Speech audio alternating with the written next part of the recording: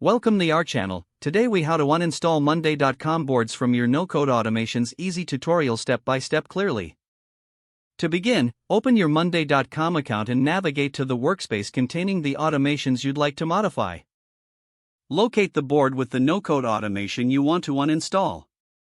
Click on the three-dot menu in the top right corner of the board. Select Automations from the drop-down list. In the Automations Center, find the automation you wish to uninstall. Hover over the automation and click on the edit icon that appears. This will allow you to view the details of the selected automation. On the next screen, look for the option to delete or uninstall. Confirm your choice by clicking Delete in the confirmation pop-up. Once deleted, the automation will no longer trigger actions related to that particular board. Return to the main board's view to ensure the changes have taken effect. If you have multiple automations connected to various boards, repeat these steps for each one. Finally, review your workspace for any other automations that may need adjustments. And that's it. You have successfully uninstalled monday.com boards from your no-code automations.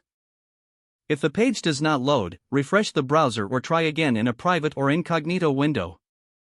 Make sure you are using the correct email address, then retype it carefully to avoid small typos. If your password is not accepted, use the reset option and create a new strong password. You can check your spam folder for verification or security emails, then complete any requested confirmation steps. Enable two-factor authentication if available to improve account security and reduce unauthorized access risk. After signing in, review your profile details so your contact information and settings are accurate and current. If you see an error message, note it down and try again after restarting your device and internet connection. Log out when you finish, especially on shared devices, to keep your account and payment information secure. If the page does not load, refresh the browser or try again in a private or incognito window. Make sure you are using the correct email address, then retype it carefully to avoid small typos. If your password is not accepted, use the reset option and create a new strong password you can remember. Check your spam folder for verification or security emails, then complete any requested confirmation steps.